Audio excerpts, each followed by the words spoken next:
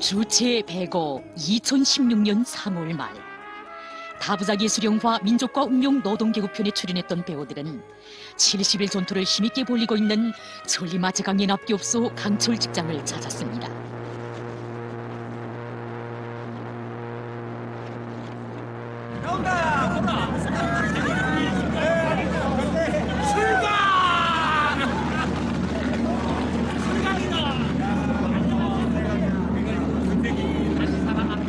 천리마를 타고 당을 옹이했던 1950년대의 그때처럼 오늘은 마리마의 기상으로 조국 번영의 샘물 폭포를 장쾌하게 쏟아내고 있는 불굴의 전투장. 여기에서 그들은 지금으로부터 20여 년 전 노동계급편 연출 대본의 한 장 한 장을 역사의 한 페이지 한 페이지와 같은 거대한 무기로 번지면서 강손 사람들의 아름다운 정신 세계가 그대로 전옥처럼 어려웠던 시기에 나라의 허리를 펴게 한 기적의 샘물로 이어졌다는 예술가적 답을 내리고 쇠물 철학에 대한 이야기를 듣기 위해 작가 리춘구 동무를 찾았던 때를 회상했습니다. 모란봉에 아름다운 꽃들이 만발하게 피어나던 주체 83, 1994년 4월 어느 날 리춘구 동무를 찾은 배우들은 이렇게 물었습니다. 이 영화의 무게는 쇠물 철학에 있다고 생각합니다. 그래서 영화 문학에 쇠물 철학이 어떻게 심어졌고 또 쇠물 철학을 안 받침하는데 어떤 실제한 이야기들이 있는지 좀 듣고 싶어서 이렇게 찾아왔습니다. 그들의 이 말에 리춘구 동무는 매우 반가워했습니다. 역시 배우들의 진지한 입장이 아주 마음에 들었던 것입니다. 리춘구 동무는 자리에서 일어나며 이렇게 말했습니다. 자, 그럼 우리 시원히 바람이나 쏘일 겸 여기서 멀지 않은 천리마 동상에 가서 얘기를 나누는 것이 어떻소? 배우들은 그 말에 짚히는 데가 있어 회히 응했습니다. 천리마 시대의 우리 노동계급의 정신세계를 보여주는 노동계급편 영화 문학을 창작한 작가와 그 영화에 출연하게 될 배우들이 쇠물 철학에 대한 이야기를 나누면서 천리마 동상을 찾아간다는 것은 참으로 얼마나 의미심장한 일이었겠습니까? 이 순간 그들은 위대한 영웅시대 천리마 시대로 자기들이 걸어가고 있는 듯 싶었습니다. 아니, 그들의 사색, 그들의 심장의 고동은 이미 천리마 시대의 숨결 속에서 세차게 격동되고 있었습니다.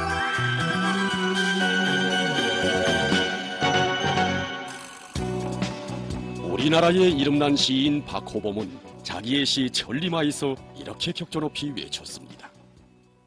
누구던가 우리 계획을 공담이라 비웃던 자들은 어느 놈인가 우리가 제발로 못 일어선다던 원수들은 우리는 세계와 더불어 떳떳이 이야기하노니 어젯날 세상 밖으로 밀려났던 가난한 조선, 오늘은 우리의 영광을 한 몸에 지닌 조선이다.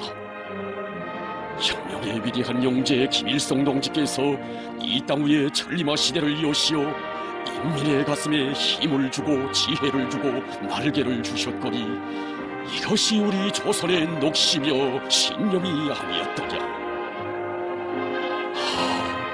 밤하늘에 비껴 흐르는 저 은하 천리는 너의 억센 날개 끝에 부어진 번개가 아닌가. 구만리 장천에 뿌려진 저 별들은 너의 억센 무쇠발굽에 쏘인 억만의 불꽃이 아닌가. 그 때문에 내게는 천리마여 우리 짓고 사는 이 땅의 둥근지구도 너의 그 억센 무쇠발굽이 돌리는 것만 같구나. 세월을 휘어잡고 나아가는 조선의 천리마여. 그렇습니다. 조선의 천리마. 이는 폐허가 된 이 나라가 100년이 걸려도 다시 일어서지 못한다고 떠버린 승냥이 미제의 면상을 후려갈기며 세기의 하늘가에서 펼친 조선의 기상이었고 조선노동당의 둘이에 일심단결된 조선인민의 영적 본때였습니다. 저 멀리 미래를 향하여 억센 나래를 편 천리마 동상을 한참이나 바라보던 리춘구 동무는 배우들에게 쇠물 철학에 대해 깊이 알자면 우선 저 천리마 위에 앉아있는 남녀 군상에 어떤 사연이 깃들어 있는지부터 먼저 알아야 한다고 하면서 이런 얘기를 들려주었습니다. 주체 48, 1959년 봄 어느 날, 오늘의 모란봉공원 곤솔장을 돌아보시던 위대한 수령님께서는 만수대와 칠송문 쪽도 잘 꾸리고 거기에 우리 시대를 상징하는 기념탑 같은 것을 하나 세우는 것이 좋겠다고, 기념탑으로는 말 같은 것을 형상한 동상이 좋다고 가르쳐 주시었습니다. 저희들은 처음에 이 세 필의 말에 노동자, 농민, 인테리가 각기 이제 따로따로 탄 형성안을 위대한 스님께 보여드렸습니다. 위대한 스님께서는 저희들이 올린 형성안을 보시고 말을 세 필로 하지 말고 한 필로 하되 여기에 남녀가 타도록 하는 것이 좋겠다고 교시하셨습니다. 위대한 스님께서 각계각층을 다 포함한 이 남녀를 타도록 하신 뒤는 이 천리마는 한두 사람이 타는 것이 아니고 전체 조선 인민이 다 타야 한다는 그 깊은 뜻이 어려 있었습니다. 단주왕위원의 편지를 높이던 남성 노동자와 볕단을 안고 앉아있는 여성 농민, 바로 저 군상에 우리 수령님께서 지향하시고 창조해 오신 민족의 현대 역사, 전체 인민을 기적의 천리마에 태워 영웅인민으로 키워주신 사랑의 역사가 응축되어 있었습니다. 하기의 위대한 장군님께서는 노동계급편 창작을 발기하시면서 이 영화는 다부작의 수령화 민족과 운명의 기동작품으로 되어야 한다고, 그러자면 영화의 문학성, 예술성도 높아야 하지만 그보다 앞서 철학성이 있어야 한다고 간곡히 가르쳐 주시었습니다.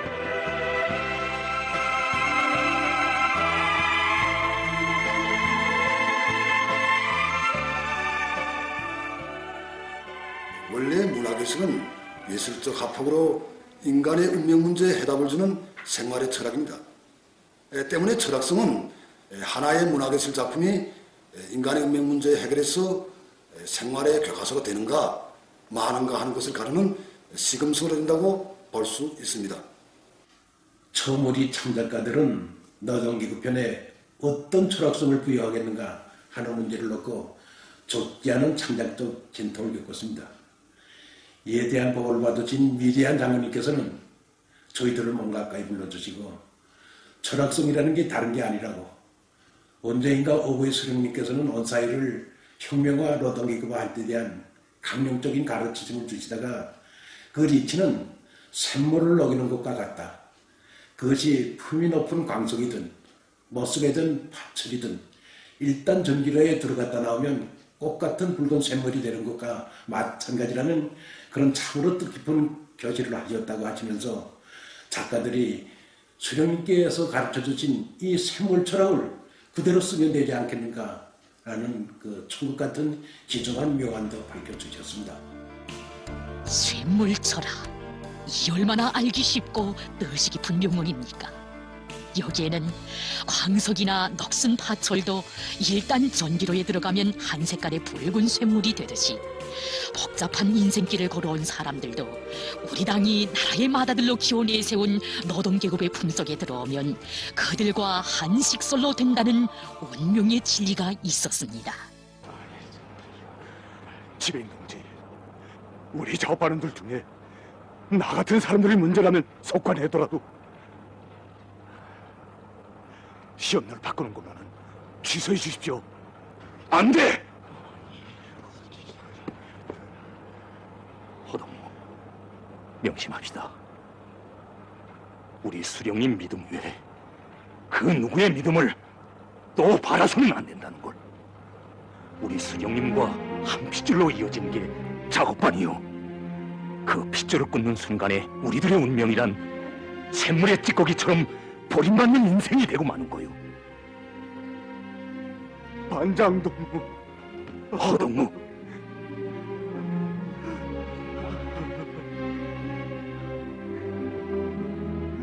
허동무, 천리마 장관의 첫자리, 오고이 수령님의 존함을 꼭 모셔야 하지 않겠나. 반장동무, 허동무, 반장동무.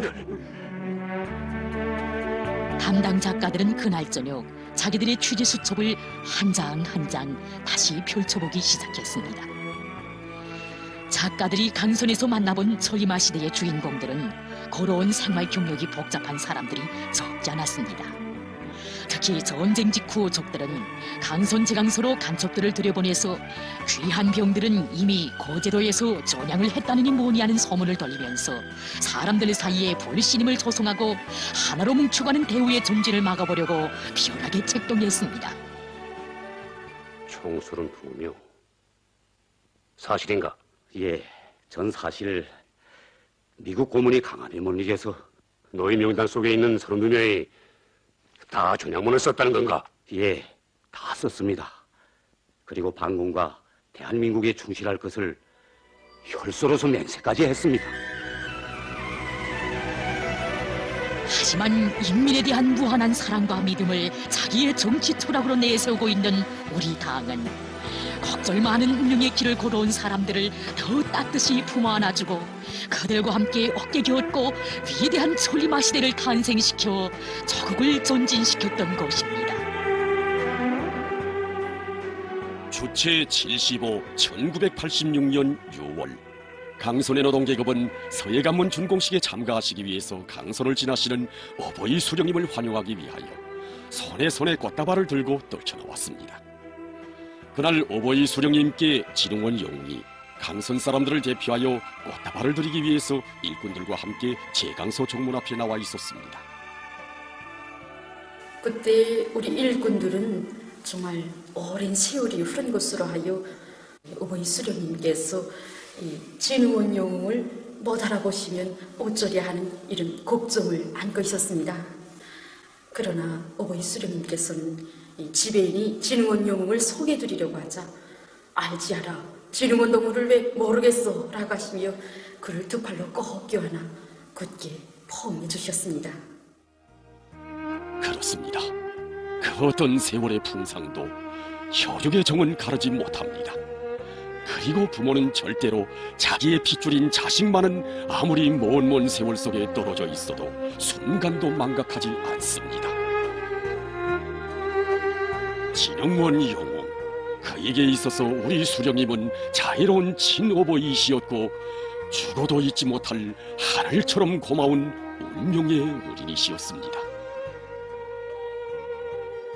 어버이 수령님께서 넓은 한 품에 안아 굳게 포옹해 주신 바로 그날 저녁, 진흥원 영웅은 가족들 앞에서 수령님 품이요 이 노래를 불렀다고 합니다. 지난날 모습으로 살던 이놈이 나라의 주인으로 되었습니다. 정말 이 노래는 그의 생의 흐름이었고 오늘도 살아 맥박치고 있는 심장의 고동이라고 해도 과언이 아니라고 생각합니다. 그래 진흥원 영웅이 그날 노래 1조를 부르자 그의 아내 전인옥 여성이 2, 3조를 함께 불렀다고 합니다.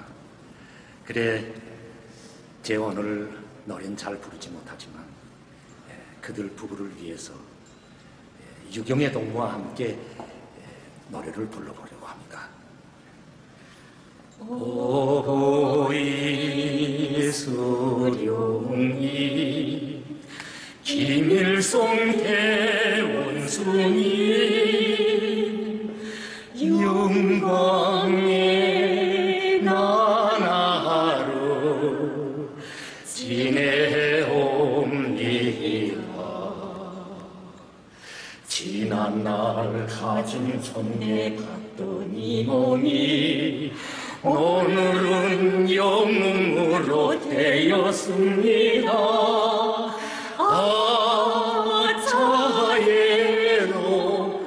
자애로워라 수령님 품이요.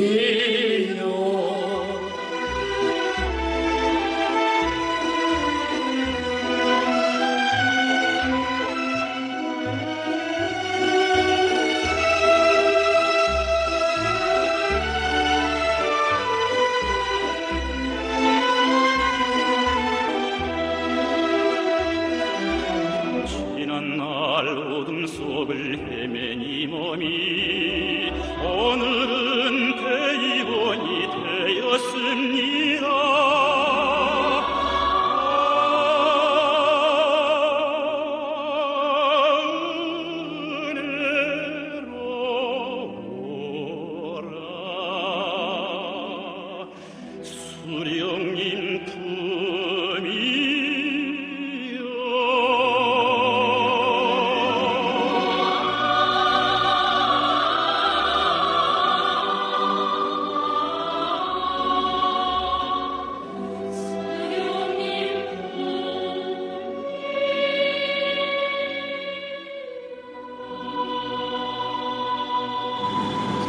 그때 그 노래가 끝나자 진흥원 용웅은 몹시 흥분해 있다가 서울에서 용해공을 했다고 거짓말을 하고 제강시장에 배치되던 일을 자식들에게 여담삼아 얘기해 주었습니다.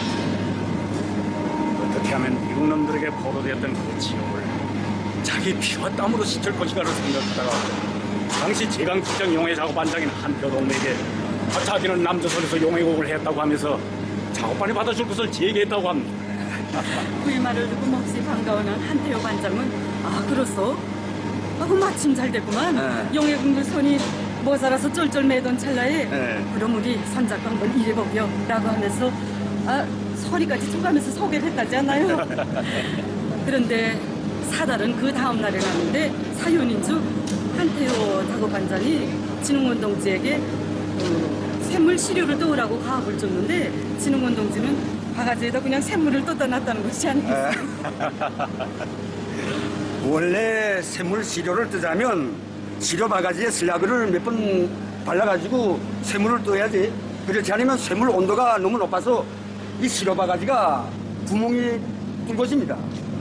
그런데 글쎄 서울에서 용해공을 했다는 사람이 그것도 모르고 이 샘물 바가지에 슬라그를 묻히지 않고 샘물을 푹 뜨니까 작업반장이 어처구니 없단 말입니다. 그래서 영화에서는 진흥원 반장이 그 사부로 투사를 잘 못해서 용해공 시험에서 불합격된 거로 형성되어 있는데 그 전에 벌써 진흥원 용이 샘물 시료를 잘못 떠서 용해공을 했다는 게 거짓말이라는 게 들짝나서 진땀을 뺐다는 겁니다. 예.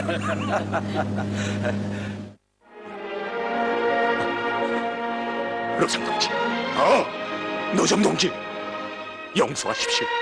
전 놀리자고 그런 게 아닙니다. 전 서울에서 인력거꾼으로 온갖 멸시를 받으며 죽지 못해 살아오다가 6.28 서울 해방 때 의용군에 입대한 사람입니다.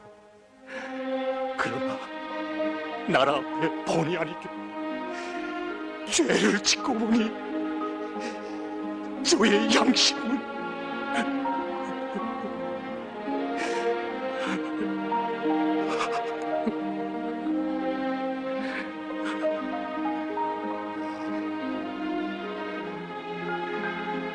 소원입니다. 뒤늦게나마 나라의 운동에 보답하게 해주십시오. 빕니다. 자, 일어나라고. 아버지. 동생, 사람다움의 감이야. 합격 도장을 찍게. 응? 사람도 어떤 사람인가 하는 거이다. 로장님, 귀한 병을 용해공시키다니. 그게 문제가 아니야. 장고장, 저 거짓말쟁이한텐 암얇아 콧김도 못 쓰게 해야 해. 한태호 작업반장은 진흥원이 서울에서 용해공을 했다는 말이 거짓말이라는 것을 알아차렸지만 그를 탓하지 않았습니다. 한태호 작업반장은 우리 수령님께서 강선의 노동계급과 허물없이 만나시어 제강소의 복구건설에 대하여 의논을 하시었던 이 백양나무 아래로 진흥원 동무를 데리고 가서 우리 수령님을 받들어 더 많은 쇠물을 뽑자고 오히려 힘을 주고 고물을 주었습니다. 그날 진흥원 용은 백양나무 아래서 원수의 폭격 속에서도 불타지 않고 억세게 살아 설레이는 이 백양나무처럼 강선을 지키는 돌고래 인간으로 한 생을 굳건히 살아갈 것을 마음속으로 굳게 맹세다 줬습니다. 그러나 그는 그 시각 자기도 앞으로 이 백양나무처럼 온 세상이 다 아는 강선의 영광스러운 한 페이지에 오르게 될 줄 아직은 다는 몰랐습니다. 돌이켜보면 진흥원 영웅이 어버이 수령님을 처음으로 만나 뵈온 것은 주체 45, 1956년 12월 전원회의 직후였습니다. 1956년 12월에 소집된 당중앙위원회 전원회의에서는 제1차 5개년 계획의 첫 해 과업인 1957년 인민경제계획에 대해서 토의했습니다. 이 회의에서 특별히 논점으로 제기된 것은 1957년도 강철 생산 계획을 세우는 문제였습니다. 1957년도 인민경제계획을 수행하자면 2만 톤의 철강제가 더 요구됐습니다. 그래서 전원회에서는 당시 성진제강소와 항해제철소에서 각각 5천 톤씩 1만 톤의 강제를 해결할 때 대한 문제는 토의되었지만 나머지 1만 톤은 해결할 방도를 찾지 못하고 있었습니다. 그때 강선 제강소의 당시 기사장을 하였던 니 제천 지배인이 자리에서 일어나 오보이 수령님의 뜻을 받들어 최대한으로 중산하겠다고 정중히 결의를 다졌습니다. 그러자 오보이 수령님께서는 만족하신 어제로 그랬어. 정말 잘 생각했어. 강선이 노동계급이 결심하고 달라붙으면 꼭 해낼 거요. 라고 하시며 강제 1만 톤을 더 생산할 것을 전원회의 결정서에 박아놓고 그것을 해내기 위한 투쟁을 벌이자고 힘주어 결시하셨습니다.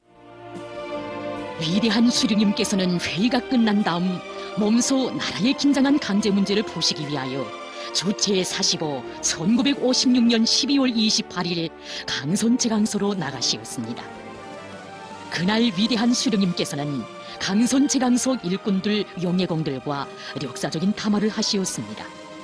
위대한 수령님께서는 오늘 강선제강소 노동계급과 당중앙위원회 12월 전원회의 결정을 철저히 관철할 때 대한 문제를 가지고 협의회를 하려 한다고 하시면서 나라의 어려운 형편과 준엄한 대외 정세에 대해 구체적으로 이야기해 주시었습니다.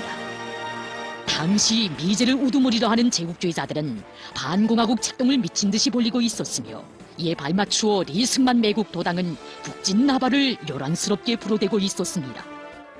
복잡한 정세를 이용하여 당 안에 잠입하고 있던 반당 반혁명 종파분자들이 머리를 쳐들고 당을 정면으로 반대에 나서고 있었으며 수종주의자들과 대국주의자들이 또한 우리에게 압력을 가하고 있었습니다.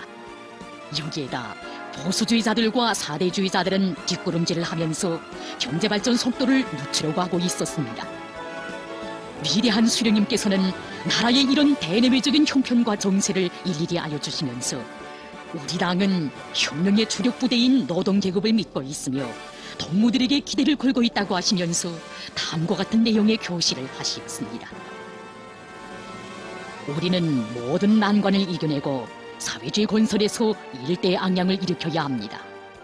우리는 지난날 어렵게 살아왔고 지금도 부족한 것이 많은 조건에서 남이 한 발자국을 걸으면 10발자국을 걷고 남이 10발자국을 뛰면 100발자국을 뛰어야 합니다.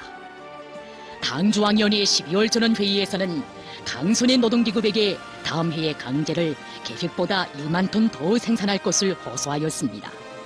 동무들이 다음 해에 강제를 1만 톤만 더 생산하면 나라가 허리를 펼 수 있습니다. 오보이 수령님께서는 계속하시어 1만 톤 증산을 위한 방도를 토의하려고 하는데 먼저 제강직장 부직장장 강용하 동무부터 말해보라고 하셨습니다. 강용하 부직장장은 직장 계획이 4만 5천 톤인데 5만 톤을 할 수 있다고 결의 다지면서 그 방도에 대해서 삼가 말씀드렸습니다. 위대한 수령님께서는 계속하여 3호로 작업반장 진흥원 동무의 결의도 들으시고 보시오, 증산의 예비는 얼마든지 있어. 동무들에 대한 당의 기대는 매우 크고 동무들은 아주 귀중한 사람들이요. 앞으로 일도 잘하고 공부도 더 잘하시오라고 뜨겁게 격려해 주셨습니다. 이날 오보이 수령님께서는 이 어려운 시기 나는 동무들을 믿고 동무들은 나를 믿고 우리 함께 조성된 혁명의 난국을 뚫고 나가자는 크나큰 동지적 믿음과 사랑을 안겨주시었습니다. 그 후 또다시 강선제강소를 찾으신 오보이 수령님께서는 모든 사람들을 공산주의적으로 교양개조하여 당의 두리에 묶고 세울 때 대하여 교시하시면서 친히 진흥원 작업반이 천리마운동의 봉화를 들고 나갈 때 대한 크나큰 믿음을 안겨주시었습니다.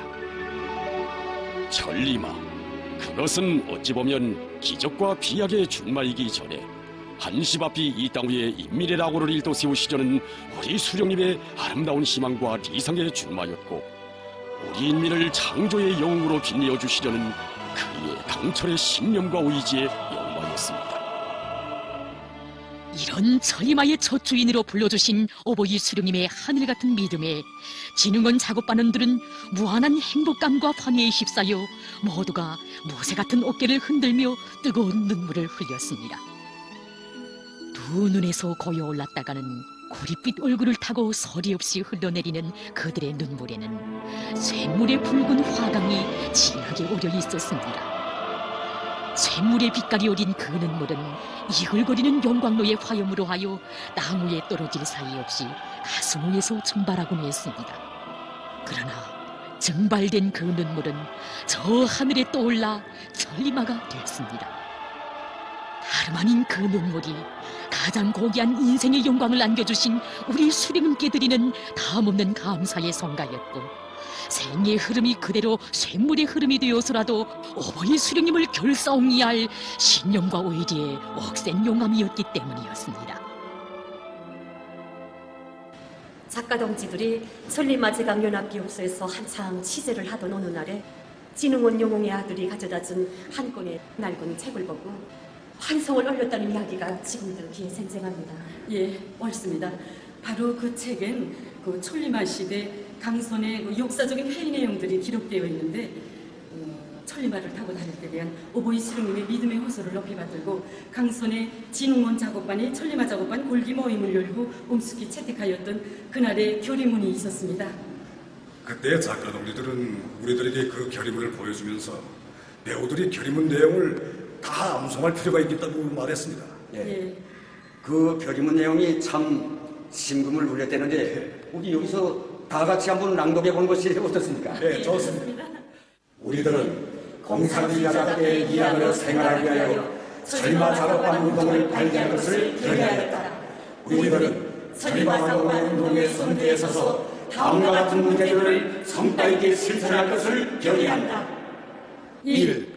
경제가업 수행을 위하여 우리들은 제1차 5개년 계획을 금년 내에 어김없이 초과 수행하기 위하여 금년도 계획과제를 111%로 넘쳐 수행하겠다. 2. 공산주의 교양을 강화하며 기술문화 혁명과업을 수행하기 위하여 자기의 경험을 서로 나누며 부단히 배워주며 배우는 등 동지 호상 간의 우위와 방조를 강화하는 것을 집단주의 생활의 기본으로 하며 일체 낡은 사상잔재 표현과의 투쟁을 강화하겠다. 맡은 임무에 충실하며 하나는 전체를 위하여 전체는 하나를 위하여라는 공산주의적 태도를 확립하고 부닥치는 애로와 난관을 용감하게 뚫고 나아가는 돌격대가 되며 일체의 비계급적 현상들과 투쟁의 선두에 서며 당의 전사답게 일하며 배우며 생활하는 품성을 소유하겠다. 우리들은 고귀한 혁명적 규율과 질서를 확립하며 노동계급의 통일과 단결을 강화하고 김일성 동지를 수반으로 하는 당중앙위원회 주의에 철석같이 단결하여 우리의 천리마 대열을 동료를 모르는 불패의 대오로 무장하겠다. 이상의 결의 실천 도상에서 우리들은 곤란과 난관 앞에 부닥칠 수 있으리라는 것을 잘 알고 있다. 그러나 우리들은 위대한 수령 김일성 동지께서 마련하여 주신 우리 당의 고귀한 혁명 전통을 계승 발전시킴으로써 어떤 난관과 곤란에 봉착하더라도 영감이 박차며 사회주의 공산주의 붉은 길을 휘날리며 전진하겠다. 강철 직장 3호 전기로 진흥원 작업반 1동 1959년 3월 8일.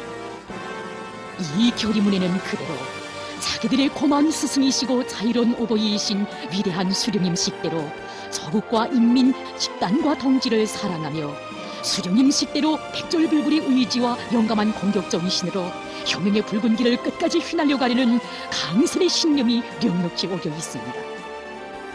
이 결의문은 또한 수령님으로부터 혁명이란 인간에 대한 믿음과 사랑이라는 진리를 배운 노동계급, 수령님으로부터 자강력을 승리의 진리로 배운 노동계급이 천리마에 오르면서 바라본 가야한 혁명의 주로 운명의 유일무이한 길이었습니다.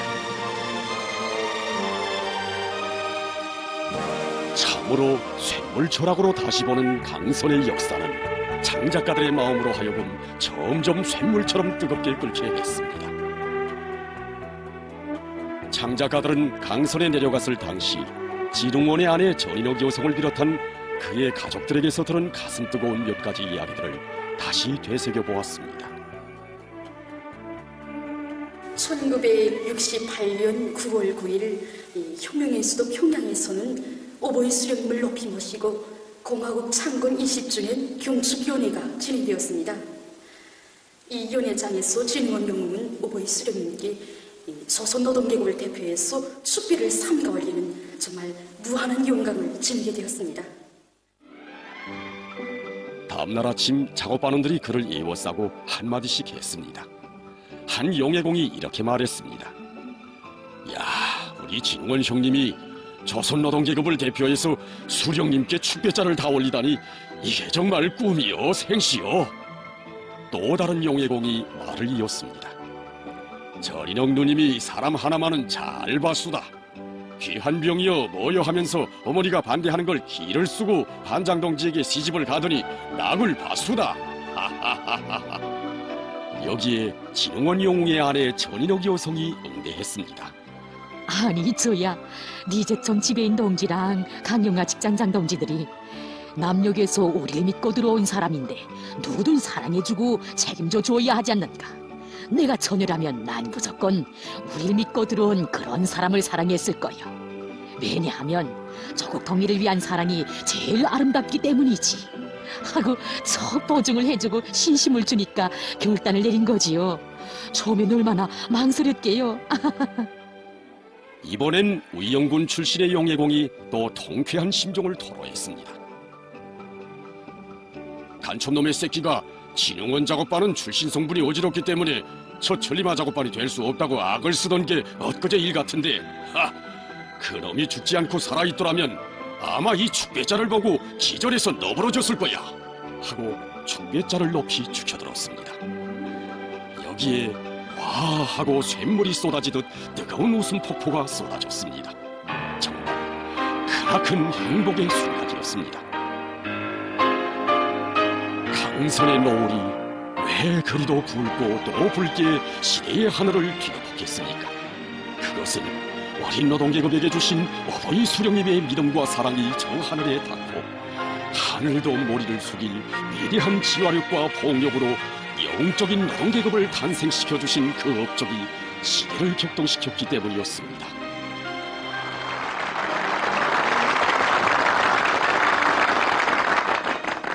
오보이 수령님께서는 천리마 운동은 우리나라 역사에서 벼력의 새 시대를 활짝 열어제끼는 위대한 공산주의적 운동이라고 강조하시면서 우리 당중화위원회 일꾼들에게 지침으로 될 가장 귀중한 가르치심을 주시었습니다. 그럼 지금부터 오보이 수령님의 교실을 원문 그대로 전달하겠습니다.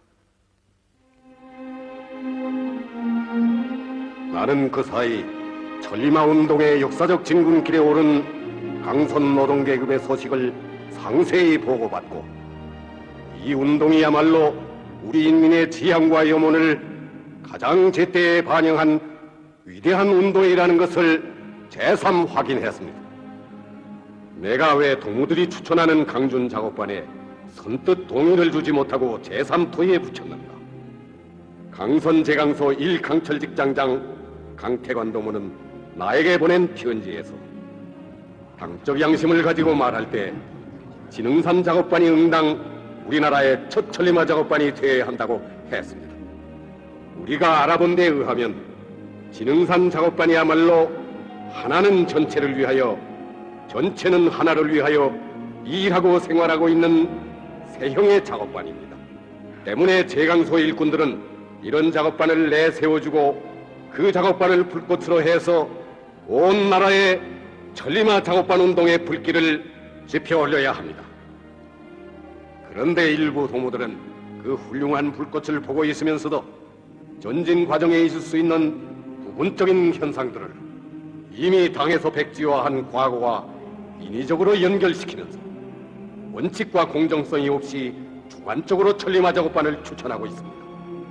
나는 누구보다도 남반부 출신 혁명가들을 사랑하며 귀중히 여긴다. 그들은 공화국 정치야말로 근로일민을 위한 정치이고 사람마다 자기의 존엄을 가지고 자주성을 생명으로 해서 살기 때문에 놈들의 기만과 회유, 위협과 고문도 뿌리치고 진정한 어머니 조국을 찾아온 것입니다. 때문에 나는 집단주의 정신과 깨끗한 양심, 당에 대한 무한한 충성심을 가지고 생산에서 기적을 이룩하고 있는 진흥산 작업반을 우리나라의 첫 천리마 작업반으로 이준합니다.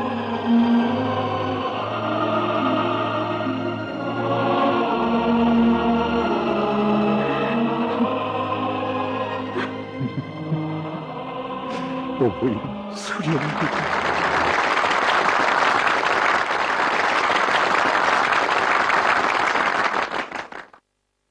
1991년 2월 어느 날 오보이 수령님께서 만수대 창작사를 돌아보셨습니다. 그때 오보이 수령님께서는 일꾼들에게 강선의 진흥원 용을 비롯해서 시대의 용도를 형상한 미술 작품들을 많이 창작할 때 대한 가업을 주셨습니다. 이에 대한 사실을 알게 되신 오보이 장군님께서는 우리 강선 땅에 높이 모실 위대한 수령님의 동상 옆에 이 진흥원 영웅을 형상한 영예공을 세워줄 때 대한 정말 하늘같은 영광을 안겨주셨습니다. 언젠가 진흥원 영웅의 아내 전인옥 여성은 이렇게 자식들에게 말했습니다. 나는 수령님께서 다정히 손을 잡아주신 저 영예공이 결코 너희들의 아버지만이 아니라고 생각한다. 우리 수령님과 장군님의 품에 안겨 나라의 주인으로 삶을 빛내게 될 온 남육당 인민들이라고 생각한다. 그날을 하루빨리 앞당기자면 쇠물을 더 많이 부어내야 한다. 이런 감동 깊은 사연들을 가슴에 새겨 안을수록 장작가들에게는 우리 장군님께서 안겨주신 샘물 철학이 마치도 붉게 솟아오르는 아침에처럼 장작의 대지 위에 광명의 빛발을 주는 거대한 불덩이로 안겨왔습니다. 아니, 영화문학 창작의 세계만이 아니라 우리 운명의 대지, 우리 혁명의 대지를 따사롭게 비춰주는 은혜로운 햇발로 오려왔습니다.